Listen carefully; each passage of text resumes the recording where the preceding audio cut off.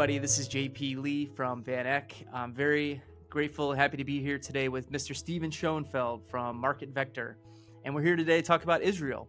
So, in the news, we're hearing a lot about something that's going on with judicial crisis. That's what I'm kind of reading in the news. Can you give me a little overview of what's happening as it relates to the judicial crisis in Israel? Sure. So Israel has a coalition government, and the coalition has decided to change the rules of the road and disempower the Supreme Court, some of the checks and balances, and it's opposed by probably a majority of the country. Unlike the United States, which has 3 branches of government, Israel effectively has 2. And by taking some power away from the Supreme Court, they're giving it to the government. That's the government today. It could go to the next government. But the broad swaths of the population are very concerned about this. There have been massive protests for 7 straight months. And the first piece of legislation was passed in late July and now will be reviewed by the Supreme Court in September. And this could spark effectively a constitutional crisis. So how do you see this affecting Israel's economic standing? Are there opportunities that might come out of this? Boots on the ground, what are you seeing?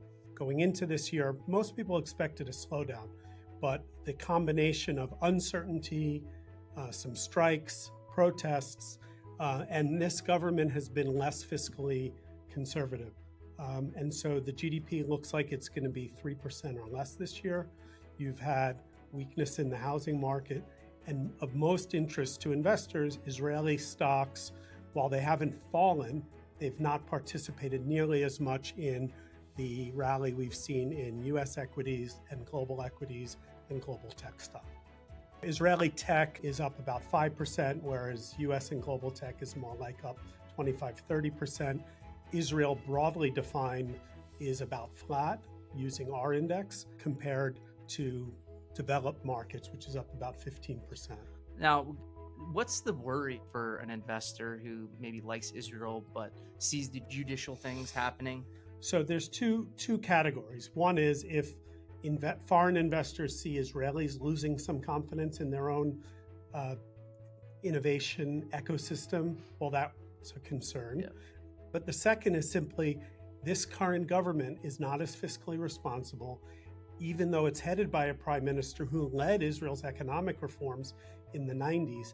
He's kind of hostage to pretty far-right parties, and he's tilting the budget toward education for Orthodox parts of the community. He's not funding the Innovation Authority as much. And so whether you're a foreign investor, foreign credit rating agency, foreign investment bank, a lot more concerned than a year ago. However, the fundamental story behind Israeli tech and the innovation that continues, it hasn't stopped. And so the real question is, when will there be an inflection point? What will be the triggers to that inflection point? And when that happens, and I do believe it's a when, not an if, how quickly will Israel catch up to the rest of the world? So going back to the tech story, we've seen anecdotal stories in the news about big companies investing in Israel, right? The tech conglomerates. So Intel makes a massive investment in Israeli operations. What kind of opportunities does that create in the local market? So this is something we track very carefully. Market Vector has one of the only databases of foreign companies' activity in Israel. And in the early days, it was mostly Intel. Apple was very early in, but Intel's been in Israel since the 70s. They've designed almost all their most advanced chips there, and they hire some of the best people. And that means it's an investment in Israel's R&D and its human capital. People who've worked at Intel will then go found their own companies. Intel now is also building a major fab in Israel, along with the investment in the US.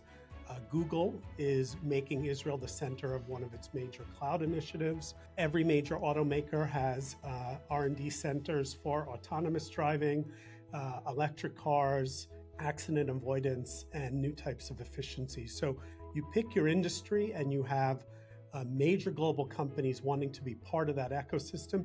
That ecosystem is fluid. You have Israeli knowledge flowing into the foreign companies, but knowledge gained from the foreign companies flowing into the Israeli tech ecosystem. One other really interesting point with this is that it used to be mostly American and European companies. Now you have Asian companies coming in, Japanese automakers, Korean solar companies, and it's a much more global participation in this tech ecosystem. Is EV a part of this? I mean, is there a lot of solar EV research and development So, being on there? so Israel's in the desert, so they got plenty of sun, but they don't have so much land. Right. So one of the most interesting Israeli companies, a top name in our index, is SolarEdge. SolarEdge doesn't make the solar panels. They make the solar panels more efficient and all the technology connected with it. And just a couple of weeks ago, SolarEdge openly signed a joint venture to develop business in Saudi Arabia, a country Israel doesn't even have diplomatic relations with. So the attraction within the region toward Israeli technology is one of the long-term positive fundamental trends that hasn't been slowed down by the current judicial crisis. I wonder if you could touch on some of the other maybe non-tech sectors or industries that are really happening in Israel right now. So Israel has a young, growing population. It's going to hit 10 million citizens sometime by the end of next year. They shop, they buy food, they buy houses, they take out mortgages, and they buy insurance. So domestic companies, whether in financial services, retail, real estate, et cetera, are doing well with the growth of the population. A whole nother side of Israel's economy is what I would call non-tech exporters, so globally significant companies. Teva Pharmaceutical is one of the largest generic drug companies based in Israel. Israel Chemicals is extracting potash from the Dead Sea, the lowest spot on the earth, and exporting it for fertilizer around the world. And you have a number of those companies that are quite relevant and also in the portfolio. VanEck has the VanEck Israel ETF, which invests in companies that are from Israel or doing a lot of business within Israel. So that index is a market vector index. Maybe it would be helpful if you walk us through the methodology of the Big E index, and then maybe why that's a good idea to get that Israeli exposure in your portfolio. So way back in 2011, we developed the Blue Star Israel Global Index, or Big E, and it was the first index that included Israeli companies, whether they were listed in Tel Aviv, New York, NASDAQ, London, even Singapore or Hong Kong. Why is that important? Well, because some of the most important Israeli tech companies list abroad. And so we decided to build an index that was broad, deep, pure, and complete. So these are all Israeli companies by our definition.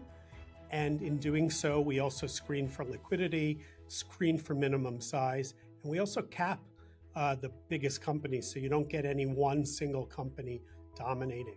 And what that means is we have an index that has been live since 2011 with history to 2000, so 22 years of history, the most consistent index in that area. And it's tracked by the VanEck Israel ETF. I believe the ticker is ISRA, the first four letters of the country, so it's easy to remember. And that provides investors with complete and broad exposure to all the dynamic sectors of Israel's economy in a very liquid, investable format. Well, I really appreciate your time today. Great to see you. Great to talk to you about Israel. And I know it's very dear to your heart. And thanks everybody for watching, and have a great day. Thank you.